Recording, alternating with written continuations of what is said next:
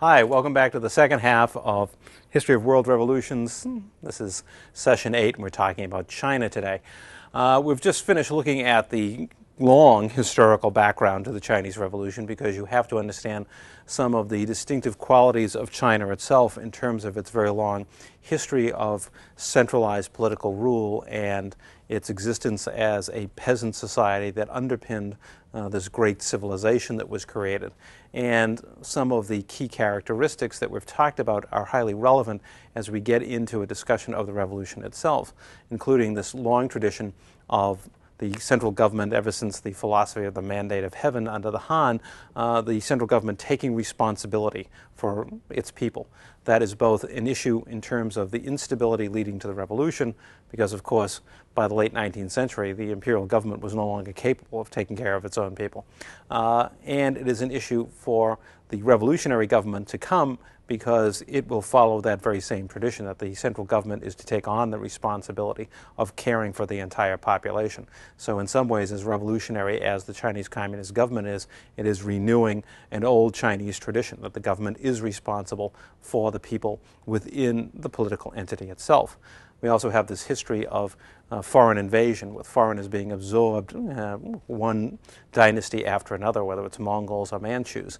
But we see that the last barbarians, if you will, as the Chinese would term them, the Europeans, come and have a even more profound effect, because they're going to trigger some of these very significant changes, especially in southern China, with the influence of the commercialization of agriculture, the rise of the compradores, as we've seen, and also the influence of Christian missionaries who are seen in the eye, from the perspective of many Chinese, as a source of many of their problems, both the European economic influence and the fact that Christian missionaries come to convert the population.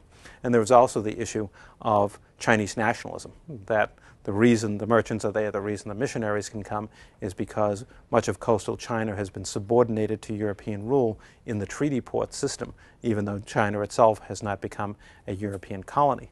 We've also seen this long history of peasant rebellion, but how peasant rebellion became particularly widespread and ferocious in the 19th century as the old imperial order corrupted, as the granary system collapsed, as more and more peasants lost their land, and in losing their land found that they were being alienated from clan, from religion, from those values and connections that gave meaning to their lives. And we've also seen, of course, again impacting the peasants, the influence of the commercialization of agriculture, as some peasants are highly successful in achieving commercialization while others fall behind, lose their land, or simply become impoverished. These kinds of influences are especially significant in south-central China, and that is where we see the origins of the Taiping Rebellion and the Nian Rebellion, and later, as we will see, the Communist Revolution itself will have its origin in these same areas. So all of these factors, these historical factors, are acting upon China in the late 19th and early 20th century and help bring to a close the age of the Celestial Kingdom, this 2,000-year empire, these 3,000 years of almost continuous cultural and social development that had marked China, come to an end, or a break certainly, with 1911, with the end of the empire and the rise of the first Chinese Republic.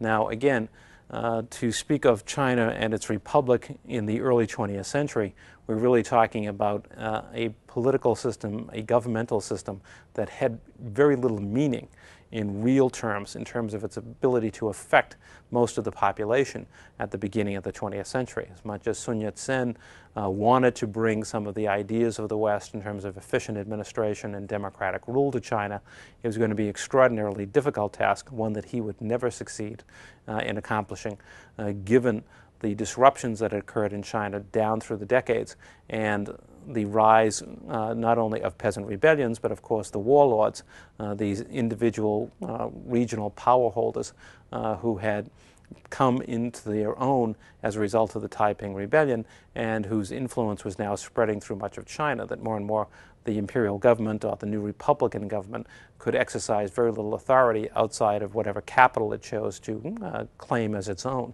So we have a situation in which there truly is chaos and anarchy spreading through China, at the time of the collapse of the empire itself. And there will be a decades-long struggle to determine who will finally control China and who will set its destiny and its course for the future. Now, as far as Sun Yat-sen and his ideas and the people who linked themselves to him, these were people who took on the title of nationalists. It is their political orientation that what they are looking to do is create a strong China once again, a modern China, and one that will throw off or strongly diminish foreign influence within China itself. However, they are not the only actors in this drama that unfolds after the abdication of the last emperor. There are changes elsewhere in China that are equally significant for what happens in the future, including the organization of what was known as the Haifeng Peasant Association in Guangdong Province in 1921.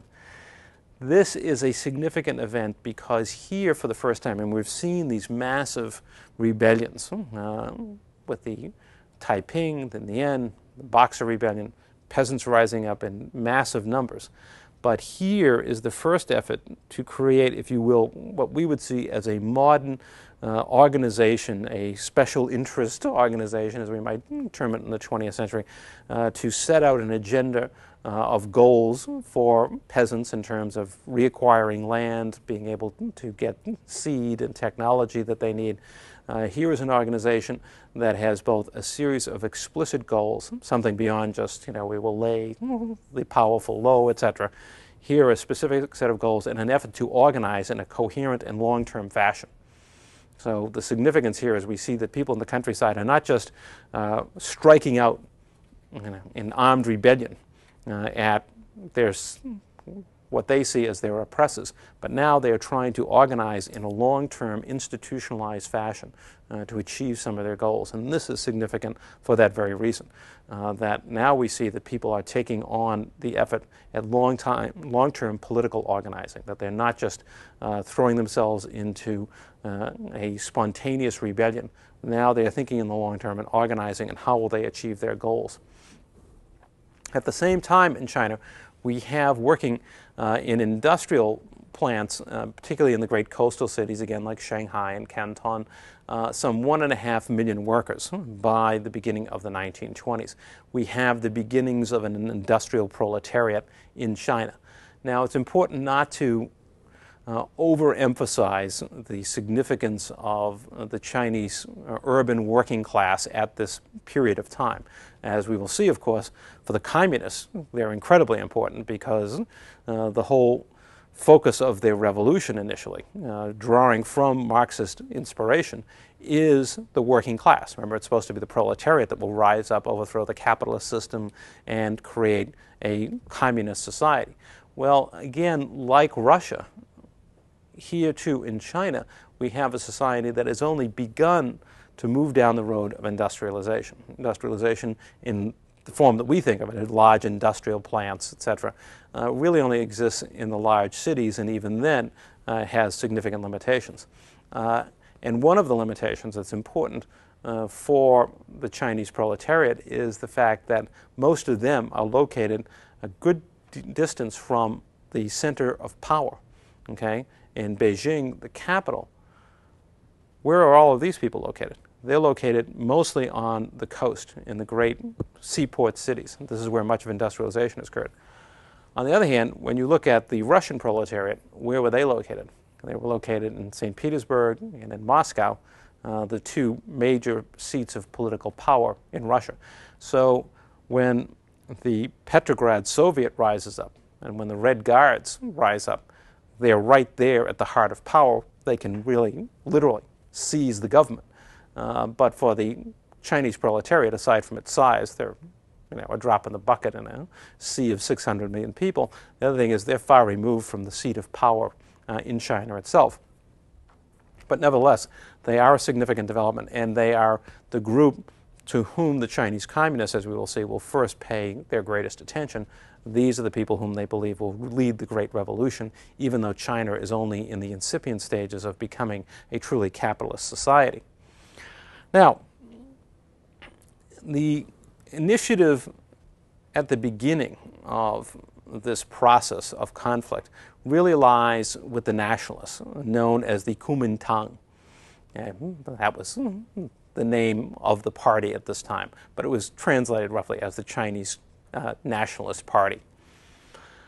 The Chinese nationalists are the followers of Sun Yat-sen. They, again, set as their guiding principles the idea of asserting Chinese nationalism, and that means diminishing the influence and power that foreigners have had in China over the past century, establishing a modern republican form of government, a modern national government, and achieving modernization throughout society, which of course would mean economic development. These are the kinds of goals that the nationalists have established as their own. However, like Sun Yat-sen, the other nationalists find themselves besieged by the disintegration of China itself. They are having as much trouble as Sun Yat-sen himself until his death in 1925 at organizing and trying to stabilize China itself. They are constantly in battle with these local warlords. It's impossible for them to exercise effective authority, particularly outside the major cities along the coast. At this time, after the Russian Revolution, in the early 1920s, the nationalists will actually work closely with the Bolsheviks in Russia. The Bolsheviks will send several important agents to China to help the nationalists organize a military and organize themselves as a coherent political force. Now, this might seem strange at first, but at this point, the Chinese Communist Party is only at its beginnings, not even founded till 1921, and the Bolsheviks are looking for allies wherever they can get them. Remember, they've been subject to foreign invasion. The Europeans certainly, and the Americans want to see the Bolshevik regime destroyed. Yet here is a modernizing group, political group, nationalistic, wanting to limit the control of foreigners in China. China, which shares this very long border with Russia, with the new Soviet Union. So here is an opportunity to try to build an ally, because if the Kuomintang can, of course, take power in China with the assistance of the Bolsheviks, then the Bolsheviks can look to the Chinese as an ally, or at least a power that will not try to threaten them in the immediate future. So there is a very pragmatic element to all of this. At the same time, they do share common ideas, not necessarily about the social and economic transformation of their society, but in being nationalists and wanting to modernize. These are things that certainly the Bolsheviks are equally sympathetic to, toppling an old imperial system that had become exhausted and corrupt. They share that experience as well. So besides pragmatic issues of wanting to have a neutral or friendly power along this great border, the Bolsheviks also have a certain set of common ideas and experiences that they share with the nationalists.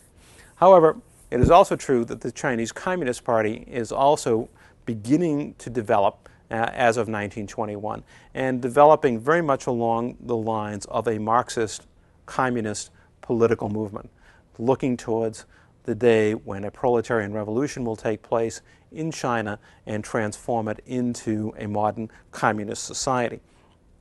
And these are the two competing forces, certainly as of the early 1920s. The Kuomintang is by far and away more powerful than the Communists. The Communists have just gotten organized. They've just, as a group of dissidents, people who had read Marx and who were critical not only of the old regime but of the general social and economic order of China, had formed this party and have made their first ties and links to the Bolsheviks in Russia. But still, they pale in comparison in terms of any military or organizational strength that they have, at least at the beginning of the 1920s, because they have just come into existence. However, there are two institutions that will play an important role for both the communists and the nationalists. One of them is the Wampoa Military Academy, and the other is the Peasant Training Institute. These are two organizations, institutions, that the nationalists will help set up, but in which the communists will also participate.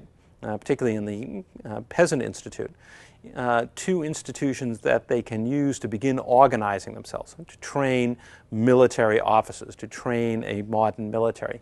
And in the Peasant Institute, to carry on with the work of the Peasant Association in organizing peasants and preparing a clear agenda of peasant demands and of trying to prompt peasant political action that will have an impact nationally within China itself. And again, both groups are working in these institutions alongside each other initially, and that is because, in part, the Bolsheviks insist that the communists need to work with and cooperate with the nationalists. Again, they have invested time and effort in the nationalist cause. They see the nationalists as, at least in the short term, the likely winners in China, and therefore they don't want to see conflict emerge, even though ideologically their logical allies in China are the communists. Nevertheless, at the beginning, there is an uneasy working alliance between the communists and the nationalists, focused on those issues such as rejection of foreign influence and trying to create a modern society, focusing on those issues that they share in common. However, there are, in fact, deep-seated differences between the two sides, and that is made explicit by the rise of Sun Yat-sen's successor as the leader of the nationalists, an army general named Chiang Kai-shek. Chiang Kai-shek, as a member of the Nationalist Party, actually went to the Soviet Union to receive his military training. So he was actually trained by the Red Army. Yet he couldn't be further from the Bolsheviks' idea of a red officer, because he was, by every measure, a conservative politician and a conservative when it came to his ideological and social orientations. He was, for example, a Christian. He had converted to Christianity. In fact, he and Sun Yat-sen were married to the two daughters of one of the wealthiest industrialists in China. They had converted to Christianity because this man named Sung, who was a very wealthy industrialist, they wanted to marry his daughters. These were marriages partly based on love, partly based on political and social ambitions. And to do that, they had to convert to Christianity. So both Sun Yat-sen and Chiang Kai-shek were Christians. And this obviously would put them at odds with the communists to begin with. But more than that, Chiang Kai-shek's basic support in China developed from the business classes in the urban areas and the landlords in the countryside. This was his social base of support. And obviously, with that social base, he was not going to be looking towards the peasants and the workers as the groups on which he would build a modern China. He was going to look to the landowners and to the industrialists as those people who would create the new China. And there was this very conservative orientation to the Kuomintang, to the nationalist movement from this time forward. This is an alliance of elements of the elite that have survived the collapse. People who want to pursue capitalist development, both landlords and industrialists, who want stable centralized government, and who see in Chiang Kai-shek and the nationalists an answer to both the problem of the warlords, who are preventing any kind of national coherence from being created, and the problem of foreign domination. Not that they would ever completely reject foreigners, because they see, as have other regimes in the world at this time, they see the foreigners as a source of capital, as a source of impetus for more rapid economic growth and industrialization. They certainly want to create a strong international economy at some point, so they certainly have no intention of driving out the foreigners. But let us say, much like the Mexican revolutionary elites after 1910, they want to create an alliance with these foreigners, but they want to do it on their terms, not on the terms of the empire, which had had to cede one aspect of sovereignty after another to the foreigners. But this is a very conservative alliance that backs Chiang Kai-shek. Just how conservative that alliance was and the split with the communists finally comes in April of 1927. In April 1927, the nationalists launched a purge of the communists, their one-time allies, with whom they had a series of increasingly bitter disputes. In April of 1927, nationalist forces enter the industrial port city of Shanghai and begin an all-out assault on communist and suspected communist sympathizers. Thousands of people are killed and tens of thousands more are arrested and sentenced to long prison terms. It's worth noting that in this purge, which occurred in Shanghai but also in some of the other port cities, the nationalist troops were assisted by foreign police and foreign soldiers who saw, of course, again, the communists as the same kind of threat that Chiang Kai-shek and the nationalists saw. Again, Chiang Kai-shek might want to limit the power of foreigners. He certainly wanted to get rid of this whole process of and system of treaty ports, but nevertheless, he wasn't the kind of fundamental threat to capitalist development that the communists were, and thus foreigners could, in fact, sympathize with and actually assist the nationalists in trying to eliminate their communist enemies, their former allies. From this point until the late 1930s, for about the next decade or so, Chiang Kai-shek will be the national governor of China. And I say governor because, in fact, China remained, as we will see, deeply divided in terms of governance. We can't really talk about a national government and president with a stable political order. There is ongoing conflict and instability throughout this decade. But clearly the dominant figure in China for the next decade is Chiang Kai-shek, and the dominant political movement is the Kuomintang, or the Chinese Nationalist Party. During this period, Chiang Kai-shek moves aggressively ahead on the two fronts that were his most important priorities: modernization of China and nationalist issues. In terms of modernization, the building of railroads, improvement of roads, increased industrialization. There is a massive inflow of foreign capital into China in these years, and you might say, well, you know, if there's all this chaos going on, why would foreigners invest? Well, where they invest is in the large industrial cities like Shanghai, Canton, etc., on the coast, where Chiang Kai-shek and the nationalists can provide protection. So there is relative stability in the great coastal cities where foreigners can feel safe to pour in hundreds of millions of dollars of investment, building power plants and various types of industry. Interestingly enough, much as in China today, foreigners saw China as this incredible source of cheap labor, where they could manufacture products at a fraction of what it would cost them elsewhere in the world, in places like Europe, etc. So there is this emerging alliance between the foreigners and the nationalists, and here their goal is modernization strongly assisted by foreign investors. There is a domestic industrial class as well, but they're not very strong, they're not that large, and they too feel the need to look towards foreign investors to help develop basic infrastructure projects, etc. So at least in the coastal cities, considerable development can take place in these years as infrastructure is improved and as foreigners pour in capital into these investments. The other agenda item is the end to extraterritoriality. Here Chiang Kai-shek presses the various foreign, specifically European governments, to surrender their rights to the treaty ports. And he's largely successful in this regard. Of course, one of the reasons he's successful is because his argument is, you don't need that kind of protection. You are safe with us.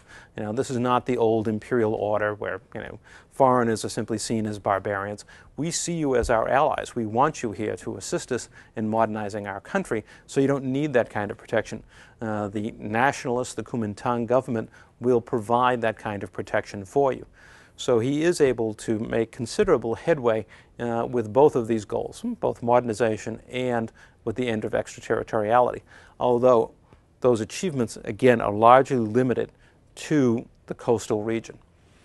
In the interior, Chiang Kai-shek will spend most of his time fighting on a variety of fronts against the warlords who are anxious not to see a strong central government reemerge in China in these years, because of course it will mean the diminution and even elimination of their powers. So much of his time in this decade is spent not only protecting and trying to modernize the coastal cities, but trying to suppress the powers of the warlords in the rest of China. So as much as Chiang Kai-shek's power is growing and he's able to accomplish some impressive goals, he is at the same time constantly at war with the warlords, trying to bring peace and stability to the interior of China. That effort will suffer a major setback with the Japanese occupation of Manchuria beginning in 1931. So even as he's dealing with these other problems, and he's trying to modernize, end extraterritoriality, and deal with the warlords, along come the Japanese who proceed to occupy territories in the northern part of China. Now if we switch back to the map for a moment, eventually, through the period of the 1930s, here's Manchuria up here in the far north. First, the Japanese begin here and then sweep down during the course of World War II. By the end of 1938, alone, even before the war breaks out, they have already occupied this entire area of China and will continue their attacks during World War II as well. But you see this vast territory, all this dark area that's occupied by the Japanese. So on the one hand, he's getting rid of the treaty ports, but on the other hand, the Japanese have invaded, and over the course of the period from 1931 to 38, they expand down and seize all of these territories, along with Korea, of course. So he's now got another major opponent that he has to face, and this is far more of a threat than the Europeans, whom he could essentially make allies out of by promising to protect them and to protect their economic interests in China. Meanwhile, what has become of the communists? Well, those who escaped the Great Purge in Shanghai and the other urban centers have fled to the south and southwest into the countryside. Among them, a young party leader named Mao Zedong. Mao was from Hunan province. Interestingly enough, Hunan province is where Changsha is located. Hunan province is one of those south-central provinces that were most exposed to the forces of commercialization of agriculture in the 19th and early 20th century. Mao himself had long been a social radical. He was highly critical of what he saw in Hunan province, the suffering of the poor, especially the peasantry, and was very conscious of the needs and aspirations of the peasantry from his youth. In fact, his father was one of the successful peasants, a relatively well-to-do peasant who had managed to find a place for himself in the newly emerging commercial economy. And Mao was highly critical of his father because he saw him exploiting other less well-off peasants. So Mao Zedong himself is a child of the countryside. He is a product of rural China, and he is a product of that part of rural China that is in such deep flux at the end of the 19th and beginning of the 20th century, exposed to these rapidly changing forces within China itself. This is the site of part of the Taiping Rebellion. This is the site of the Changsha Uprising in 1910. This is where foreigners are having a profound impact, both as missionaries and merchants. This is where commercialization of agriculture is creating disparities among the peasants in the countryside. He's born into the heart of this whole process of change and upheaval. With the purge and the execution of so many followers of the communists in the factories of Shanghai and other cities, the communists face a profound crisis. What are they to do? Where are they to look for support? It is clear that Chiang Kai-shek has established control over the large urban centers. Otherwise, he couldn't be promising protection to the Europeans as a way of trying to get them to withdraw from the treaty ports. So most of their followers, or many of their followers, among the urban proletariat are dead or in prison, and the rest of them are largely inaccessible to the communists because of the military control that the nationalists now exercise in the urban areas. This begins a debate in the Communist Party over what direction to follow. Should they continue to adhere to the classic Marxist philosophy that the revolution is to be built with the proletariat, or should they turn to the peasantry? It is Mao who is one of the people that strongly asserts that it is the peasants with whom the communists must ally. And indeed, in the years after the the Shanghai massacre, he is working in south-central China. He returns first to his native province of Hunan, and then later, because of nationalist military attacks, he has to flee and move further south. Again, if we can turn back to the map for a moment. When you see these striped areas here, this is Hunan province right here, where Mao first moves back, and then they set up a series of other zones of operation. And finally here, down in the south, is where Mao has to flee in order to continue his work organizing peasants. And it is in this region in particular that Mao begins to develop his ideas in Jiangxi province about the importance of the peasants. He becomes fully committed to the idea that the peasants, in fact, provide the ideal model for a communist society in China. He argues that it is the peasants' concept of small producer agriculture, of cooperation, of sharing of resources, this simple communal life, which is the ideal upon which China must build its future, where there is essentially an egalitarian society, a society that existed, at least to some extent, prior to the influences of commercial power in the countryside. That doesn't mean that there was an ideal society, but that most peasants were essentially on the same footing, owned some land, produced their own products, were self-sufficient. There was not a great social or economic disparity among them. So Mao sees the peasant community as the ideal, and that what the revolution must do is rebuild that peasant community and rebuild that egalitarian society on that level of small producers. In fact, he will ultimately suggest that this is the way all of China should be, including its vast urban centers, that we have to return to this kind of social organization, even as we build a modern China. This becomes one of his consistent and persistent beliefs throughout his time as leader of communist China and of the communist movement in China. And it stems in part from his own experience growing up in Hunan province, but also from this experience in the late 20s and early 30s of organizing peasants in southern China and seeing their way of life and believing that is the ideal for all of China itself. However, Mao was going to have a problem in carrying out that agenda, although he had, by this time, by the early 30s, convinced his allies within the Communist Party that indeed the party must build its strength in the countryside. That is why he was able to continue his work, because the party had opted to move in this direction, to develop its base of support among China's vast rural population. But their success in that regard was drawing the attention of the Kuomintang.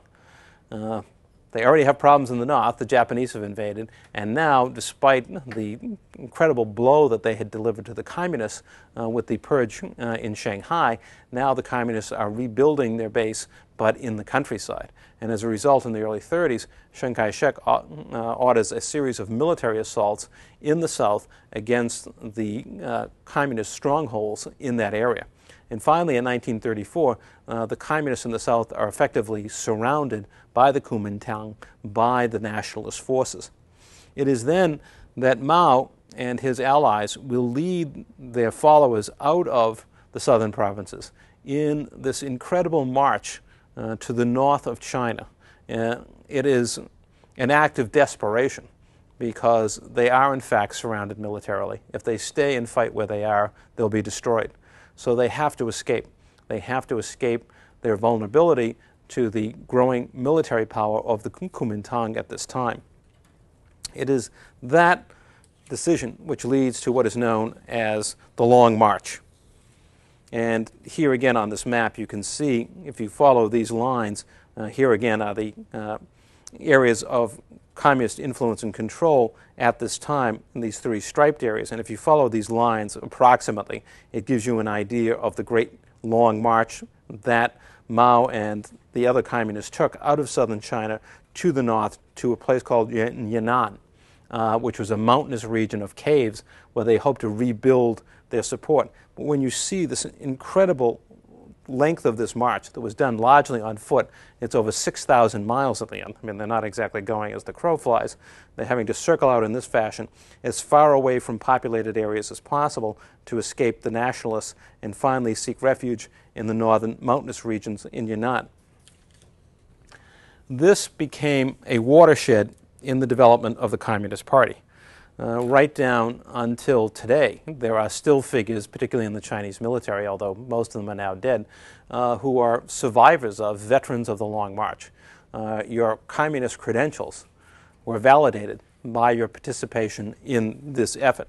Only 7,000 of the people who originally started with the march survived to the end. There are about 26,000 who will arrive in Yunnan, but many of those people were joined the move after it had begun from the south, because the communists were constantly under attack from the nationalists through much of this time period, and so they lost a considerable number of the people with them as a result of those military attacks. But to have endured this event, which took them more than a year, to arrive in Yunnan, marked you as one of the hardcore, one of the central figures in Chinese communism for decades to come, your participation in this event. It also put the communists out of harm's way, at least in the short term, because they were far removed from the power of the nationalists. And given their location, they were not of great interest to the Japanese at this time, because the Japanese were interested in seizing the port cities, the large urban centers, the industrial centers, the places where they could most readily gain access to China's resources. So they are left in relative isolation for a time to rebuild. And indeed, it's during this time that Mao shows his leadership in both building the power of the People's Army, which becomes the army of the Communist Party, and in building support among peasants. The communists have a clear set of policies in terms of peasant society. They are going to return land to the peasants. And during the ensuing years, although much of this won't be accomplished until after the revolution, but in the years of battle, from 1934 to 1950, they are constantly pursuing these goals of seeking justice and land for peasants in the countryside. And this gives them an enormous appeal that is simply lacking among the nationalists. The nationalists have no interest in trying to radically transform the countryside, return land to peasants, create a more equitable society, promote literacy. These are programs that the communists, on the other hand, are anxious to pursue, in part because they are the real convictions of Mao himself and many of his adherents, but also because it helps them build power among the peasant population. They are going to build this enormous power base. Remember, China's population of 600 million, at least 90% of those people are peasants. They're not all going to join the communists, but they're a huge well from which to draw for support, both political and military, in the years ahead. And the communists are highly successful in that regard and in proselytizing, spreading the ideas of this egalitarian society that they're going to create. The other success of the communists is in establishing themselves as enemies of the Japanese and of their intentions and plans and efforts to drive the Japanese out of China itself. So, like the Kuomintang, they are going to establish their nationalist credentials at the same time that they are trying to revolutionize the Chinese countryside. In these years, after 1934, particularly after 1935, China becomes the site of a triadal war, a three-way war between the communists in the north, northwest, the Japanese in the northeast, and the nationalists in the south. They sometimes spend as much time, the communists and the nationalists, fighting each other as they do the Japanese. But in general, it would have to be said that they focus more of their attention on the Japanese than on each other, that both sides are committed to expelling the Japanese from China. However, in the course of events of the late 30s, the worst effect of the Japanese occupation is upon the nationalists, not upon the communists. and for a fairly simple reason. What the Japanese, again, are intent on doing is seizing the coastal cities.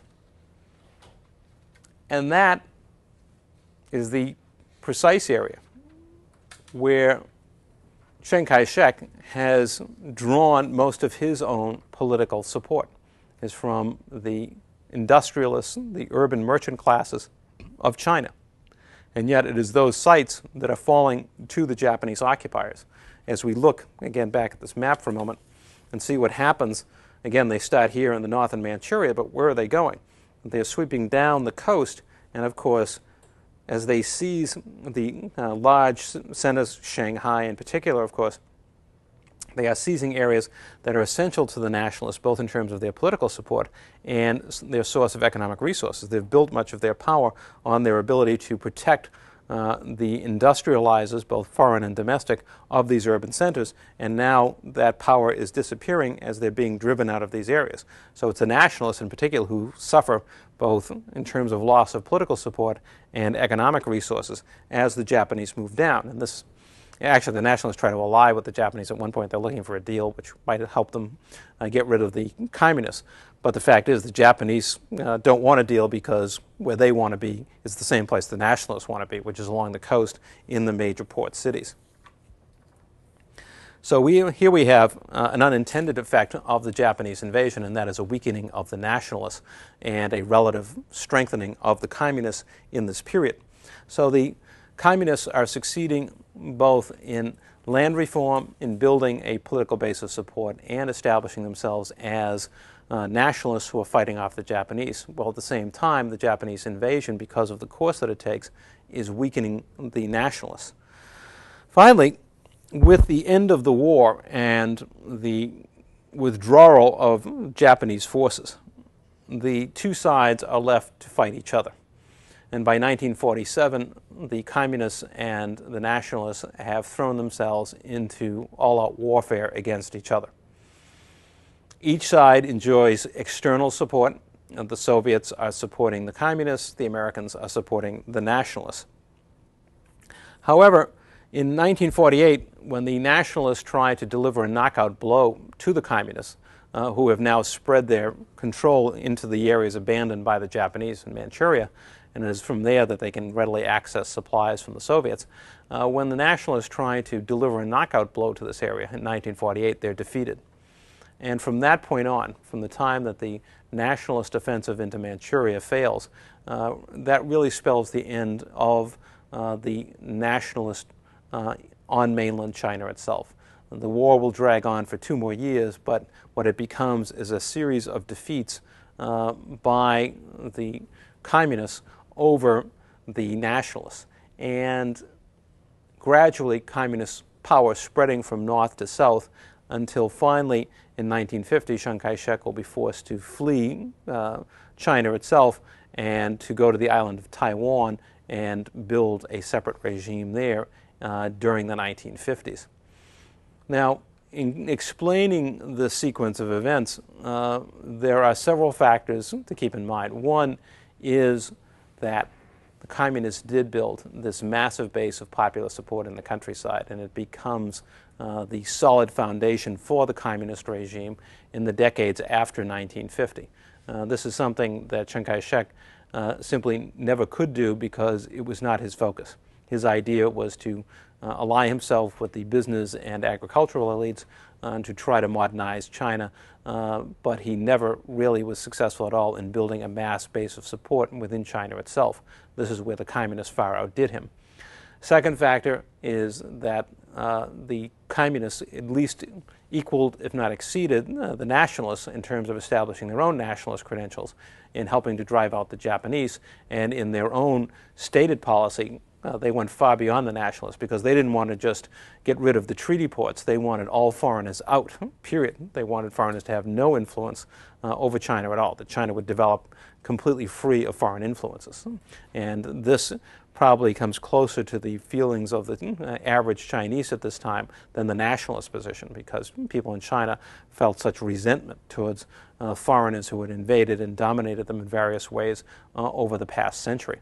And there is finally the fact that the nationalist regime was deeply riven by corruption, which made it extremely difficult during the 1930s and 1940s to fight effective warfare because for so much of the time there was deep-seated corruption within the nationalist army forces, where supplies were being sold off or never got to the army because government contractors were selling them elsewhere for higher profits, etc. So the internal corruption of the nationalists was another factor that led to their undoing. This brings the Chinese Communists to power in 1950.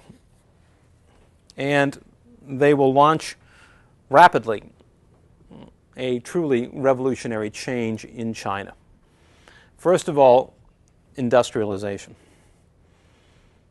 China, between 1950 and 1967, will see a rate of industrial growth that has been unmatched in the past century and probably the past 2 centuries. There has never been such a rapid rate of industrial growth, something like 13 to 15% a year, which is phenomenal. I mean, half that would be an extremely healthy rate of growth. China was moving more rapidly than any modern society towards becoming an industrial power from the time that the Chinese Communists seized control in 1950. The state, and this is to be essentially a state-managed economy. All foreign investors are driven out of the country. All foreign investments are nationalized. Large private corporations are taken over. This is going to be a state-run economy, and the state will pour vast resources into industrialization as the means by which China will modernize. It is also a time of revolution in the countryside as well.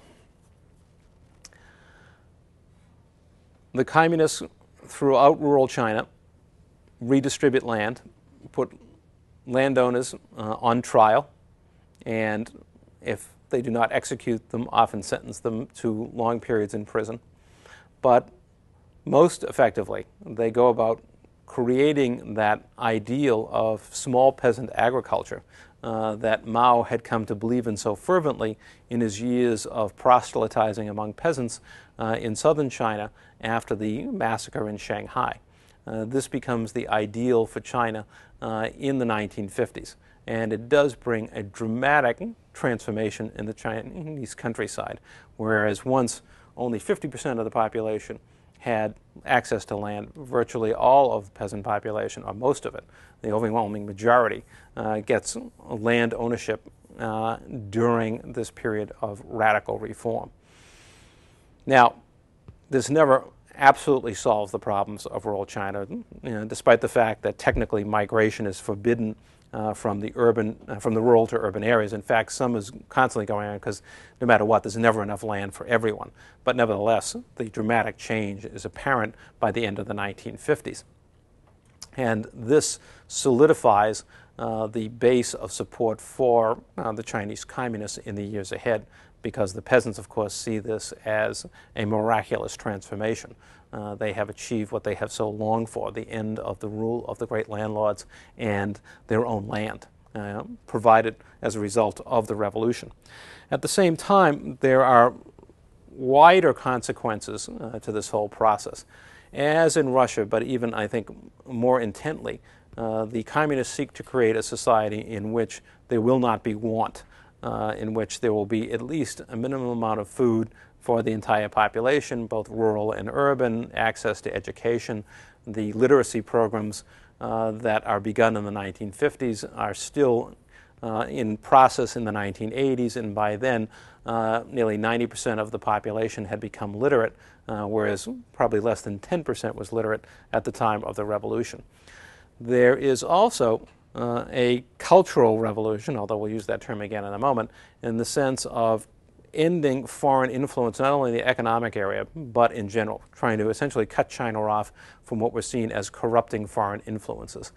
Laws against the drug trade, against prostitution, against the influences of foreign music, etc. All foreign missionaries, and by the end of 1950, they'd all been driven out of China. This puritanical idea that China was going to be cleansed of these sinful behaviors, and that a part of that and a part of the corrupting influence in Chinese society was Western influence, cultural influence, whether it was religion, jazz bands, movies from the West, etc. All of this was seen as corrupting and as denigrating in China itself, and all of it was going to be removed. So we have industrialization, massive land reform, at the same time the creation of a society in which the population is to be provided its basic needs by the state itself. There is not to be want if it's at all possible. Revolutionary? In some ways, yes. In some ways, a throwback to the goals and aspirations of the early emperors. And at the same time, a program designed to purge from China the foreign influences that had permeated it during the 19th and first half of the 20th century. But there is still another goal for Mao that he has set himself in this revolution that exceeds what the Russian Bolsheviks had attempted. The Russian Bolsheviks, like the Chinese communists, had pushed industrialization and collectivization, in their case, of land, but radical change in the countryside and literacy programs and trying to create a society without want. But beyond that, Mao is trying to create a modern society without hierarchy. What does that mean? First of all, Mao wants to take the peasant village and its practices, its egalitarianism, and make that the standard for all of China. What Mao knows, what he has seen, and what everyone living in the modern world knows, is that modern societies are marked by hierarchical structures. How do you run a factory? You have workers, you have middle managers, and then you have senior management, and then the ownership, the corporate board, etc. You have a hierarchy. How do you run government? Well, you have a senior, a set of ministers, and then sub-ministers or sub-secretaries and sub-assistant secretaries, and then we get down to departmental managers and so forth. You have hierarchy. People at the top, people at the bottom. In the modern era, it's supposed to be a meritocracy. Who are the people at the top? Well, they're supposed to be, depends. Meritorious in the sense they have the talents and the training to do their jobs, so they get those jobs because they have that specialized training. And of course, in a capitalist society, it's also the issue, do they have the capital itself? If you own something, then you wind up on top. Mao wants a modern society. He wants industrialization. He wants the modern products and services that modernity has brought with it. But he does not want to see that kind of specialization and of hierarchical development that is the pattern that has been repeated in Europe and the United States and is repeating itself in Japan at this time in the 1950s as Japan recovers from the war. He doesn't want that. He even sees it in Russia. Even in Russian communism, he sees that kind of hierarchy. You have these senior people in the communist administration, you have people who run the factories. He wants an egalitarian society, even as it is a modern society. He wants to overcome what Marx sees as the dehumanizing aspects of specialization. In other words, that people become less human as they become more and more specialized. That people ought to be able to engage in a variety of activities, not just a single highly specialized profession, in order to make themselves more human, in order to fully exploit and enjoy their own talents. And more than that, he sees this hierarchical structure that appears in governments, it appears in industry, etc., as a form of social and political injustice. That why are these few people at the top? What makes them so special? Aren't we just recreating the old imperial system again? Are we going to have communist mandarins? And Mao's answer is no. He's going to fight that. He's going to create this egalitarian society even as it modernizes. His attempt to do so comes in what's known as the Great Leap Forward. Now, in one sense, China had already taken its Great Leap Forward. It had already launched this massive process of industrialization that was moving it towards a modern industrial society faster than any other country had achieved it. But much of the Great Leap Forward has not to do with rising levels of productivity, but how productivity can be developed, how industrialization can be advanced without creating hierarchical structures. Among the efforts are sending workers and peasants into the countryside to form communes. These would be small, let us say, a village in which workers would be there, industrial workers, manufacturing industrial products, working alongside peasants who would be out in the fields growing crops to help feed the workers. So here we would have not this large bureaucratic structure of this huge industrial plant, let us say in Shanghai, but here we have the popular forces of China, workers and peasants working together in a smaller environment where hierarchy is less likely to emerge, a community which will be largely self-sufficient in its product and in its consumption. This is the ideal that Mao wants to push. This is how he wants to modernize China. Now, there's also the story of backyard blast furnaces.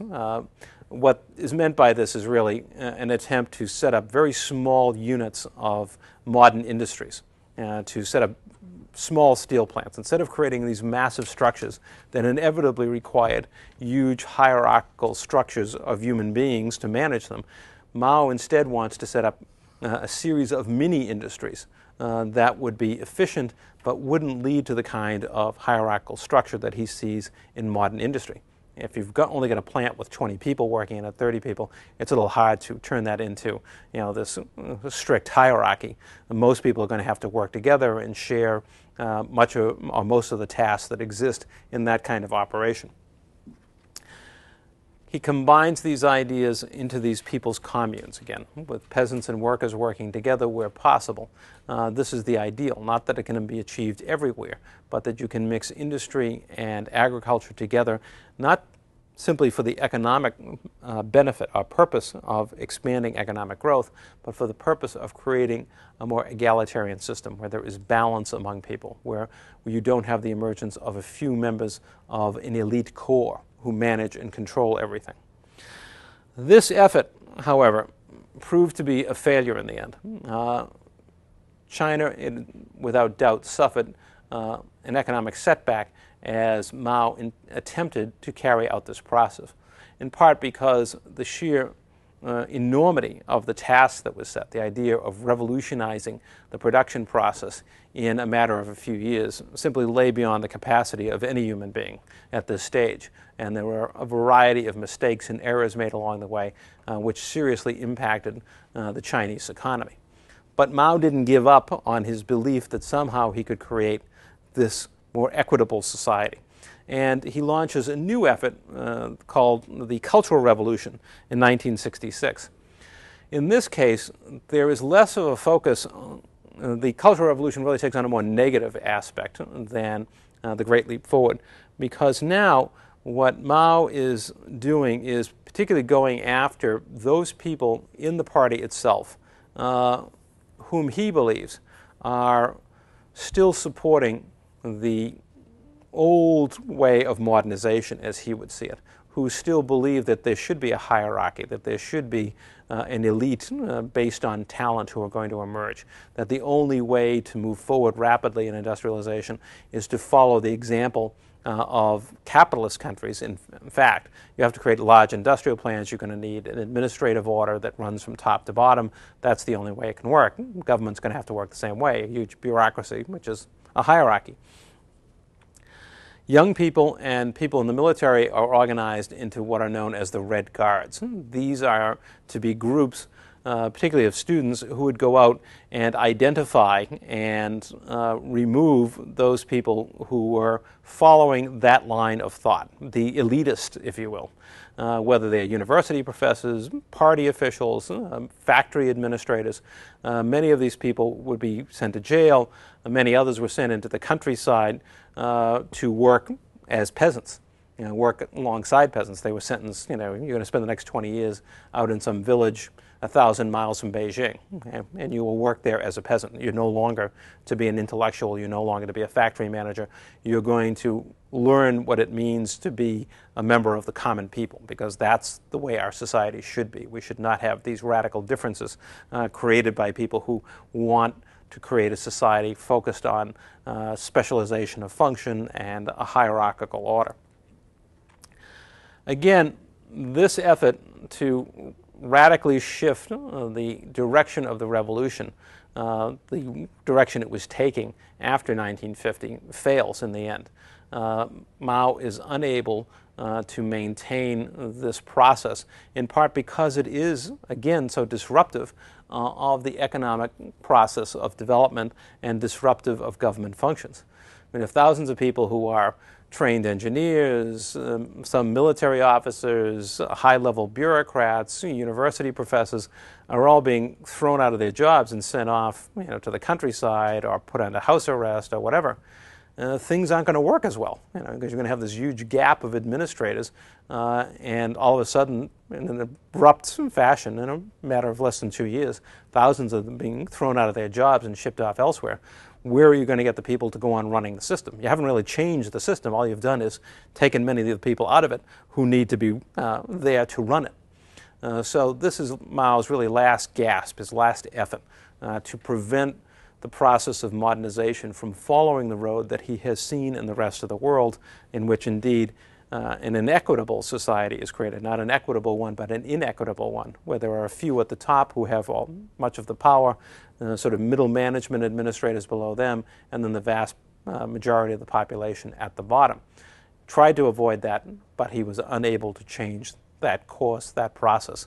And as a result, over time, many of the figures who had promoted the traditional idea of modernization through a meritocracy, through specialization of function, will come back and come to the fore once again, particularly after the death of Mao in 1976.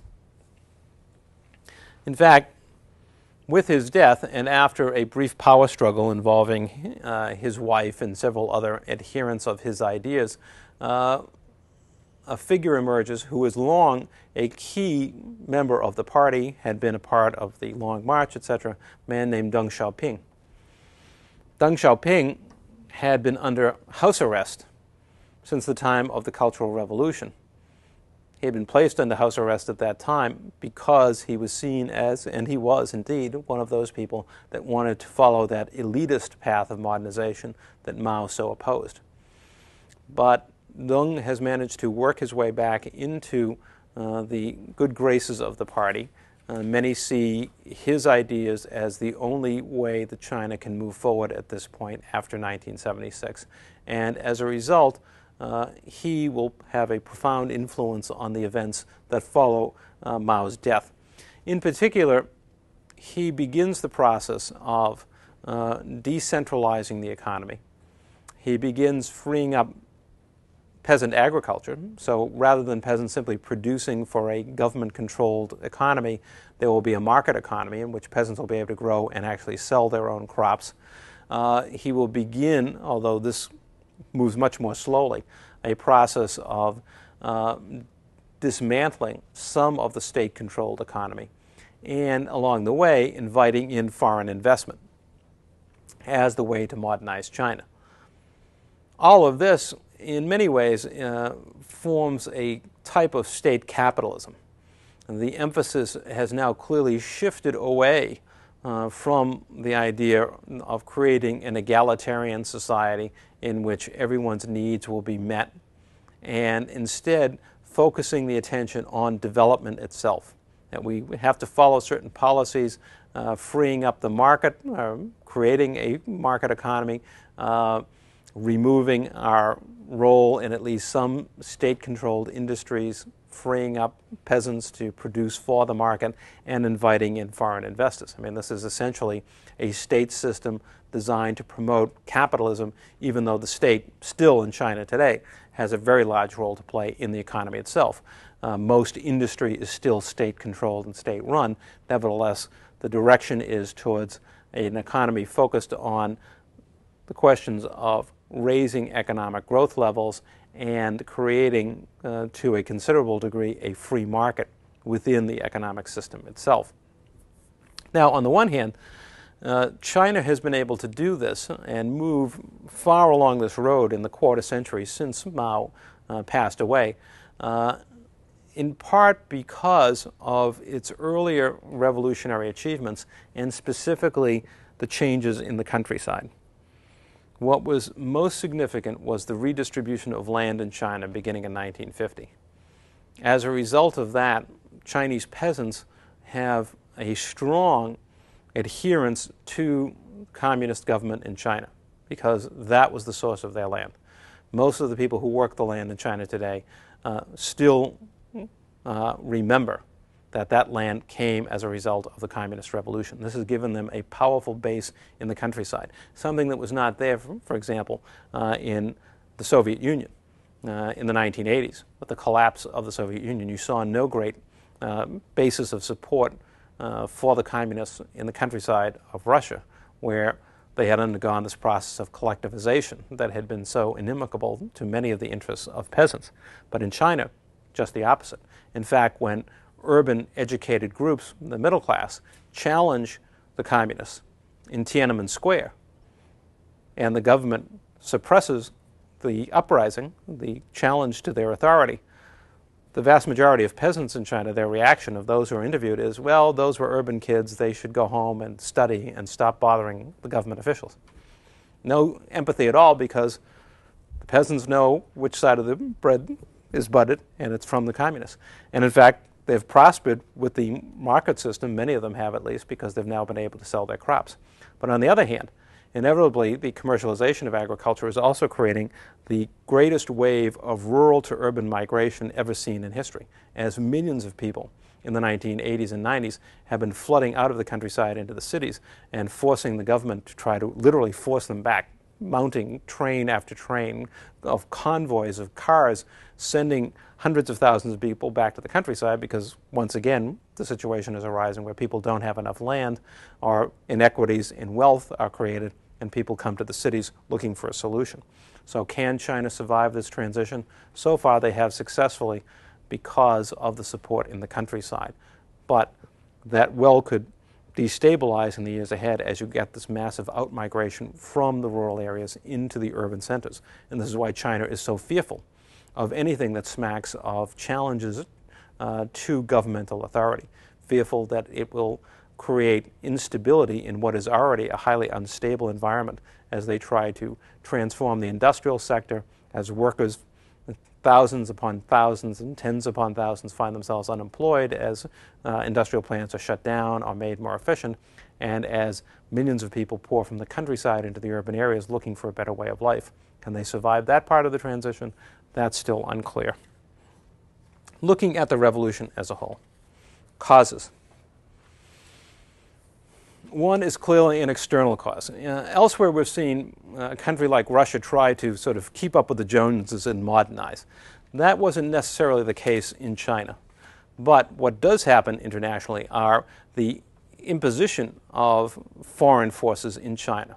The Opium War, the coming of Christian missionaries, the treaty ports, all of this setting off a strong nationalist reaction in China itself, a nationalist reaction shared by both the Kuomintang and the communists ultimately, and really the vast majority of Chinese. So it is not so much China trying to keep up and modernize. This would not be an example, as Russia would be, or even Mexico, of a country trying to modernize and the process triggering off these forces, but rather the other way around, of foreigners coming in their own right, imposing themselves on China because of its relative weakness at this time. But their presence does help trigger some of those same effects that we see with traditional regimes that try to modernize. The foreigners do bring commercialization of agriculture. They do help promote industrialization. They do help lead to the rise of the compradores who challenge the traditional power structures in the social and political system. So many of the same disparities and inequities that are created when traditional regimes, such as in Mexico and Russia, try to modernize, are here in China as well, but it's not at the behest of the government. It's rather being imposed by foreign forces. Second factor is decline of the imperial state. No matter what foreigners did. In fact, one of the reasons the foreigners could come in and impose their will to some degree is because over its long history, China's imperial system had entered a period of long-term and terminal decline. Earlier, there had always been weakening of dynasties and then their eventual replacement by another dynastic force. But now, in the 19th century, the imperial system was essentially in a state of collapse. In fact, when the imperial regime effectively comes to an end in 1911, it's really not because someone has raised the flag of revolution and overwhelmed the government. The government has simply stopped functioning. It has just become so corrupt and inefficient, it no longer can govern the country and essentially disappears and disintegrates, falling of its own weight. But this is more than just the end of one dynasty and the rise of another, because as this is happening, all these dramatic changes are occurring in the countryside and the urban areas that we've talked about, with the increasing impoverishment of the peasantry, with foreign influences, with the rise of the compradores and their challenge to the traditional political order. All of these things are happening at the same time that we have the weakening of an old dynastic order and eventually its collapse. Those two forces together prove to be revolutionary in their implications. What we see then in this third factor is precisely this rise of urban and rural capitalism. What the foreigners help promote, although they're not the only instigators of this, is the rise of an industrial proletariat, which is significant for a time, but even more significantly, what's going on in the countryside. As commercialization of agriculture occurs, particularly in south-central China, along the heart and the source of peasant rebellions in the 19th and early 20th century. Why? Because great disparities of wealth are being created. As market forces penetrate these areas, they not only create a rich few, like Mao's own father, and an impoverished many, but they also create instability. As people move away from self-sufficiency towards a market, it means market ups and downs. Price rises, price falls. Scarcity is created. Food becomes too expensive to buy at times.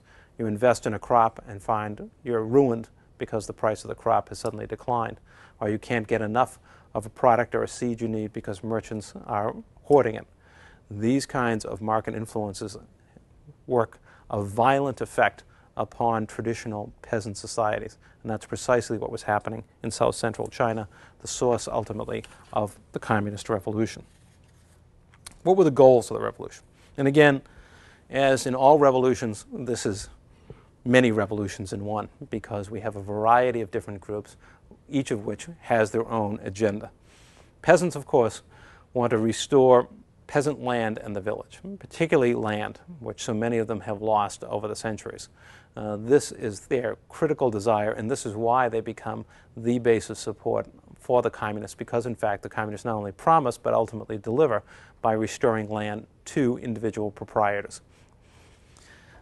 In some ways, as much as China is a radical revolution, it's also reaching into the past. It's trying to go back and restore that peasant proprietor who had been the soul, the heart of so many imperial systems of the past in China. As for landowners and industrialists, what they're looking for is to promote rural and urban capitalism. Landlords who have tenants want to squeeze the maximum amount of production of agricultural products out of their tenants, want to be participants in the new commercial agricultural system, and of course the urban industrial class, although not very large by any stretch of the imagination, nevertheless sees in the rise of capitalism the source of their wealth. This is how they have become well-to-do figures in the urban centers. So both of these groups are promoting a form of capitalism. However weak the impulses may be in parts of China, they certainly are significant in the great urban centers along the coast and in south-central China in the rural areas.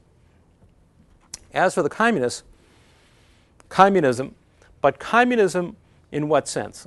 Communism based on the ideal of the traditional peasant proprietor, small egalitarian communities. This is what Mao has in mind for Chinese communism. And ultimately, in the Great Leap Forward and the Cultural Revolution, he will try to make this the norm for all of Chinese society, that this will become a society in which people focus on this type of egalitarian order, when it becomes their first wish to promote equality in society rather than their own individual profit and benefit, when they aspire to promote egalitarian communities rather than to move up the rung of a modern hierarchy, a modern bureaucracy. Finally, all of these groups can honestly be said, whether the Kuomintang or the Communists, etc., to share an intense Chinese nationalism. China had long fought off foreign invasion, but now she found herself humbled and humiliated at the end of the 19th and beginning of the 20th century. Both the nationalists, but especially the communists, would set as their goal the expulsion of foreigners, and particularly the communists, to purge China of foreign influences. Finally, what is the legacy of the revolution? To what extent did it accomplish its goals, these multiple goals? Well, certainly in the countryside, there most effectively, the influence and triumph of the communists can be seen in creating, restoring the small peasant proprietor and making those small peasant proprietors the bedrock of China today, even at the beginning of the 21st century. Secondly, industrialization and self-sufficiency. There too, the communist revolution was a great success in achieving a level and rate of industrialization unheard of in the 20th, 19th, or 18th centuries. And self-sufficiency, yes, so that China finally could reach out to the world, but on its own terms, not as a supplicant, not as a subordinated nation. And of course, nationalism. Certainly the Chinese communists are able to assert China as a powerful and independent country at the end of the 20th and beginning of the 21st century. The one area where clearly Mao and the revolution failed is that they could not create the kind of selfless, egalitarian individual whom Mao believed lay at the heart of Chinese peasant society, and the kind of egalitarian human being that he wanted to make the norm of all Chinese society, of a new communist society that would reign in China in the 21st century. Instead, China moves forward towards a system that strongly suggests that it will be a form of capitalist society with considerable inequalities emerging in the 21st century, even as it continues down the road of modernization.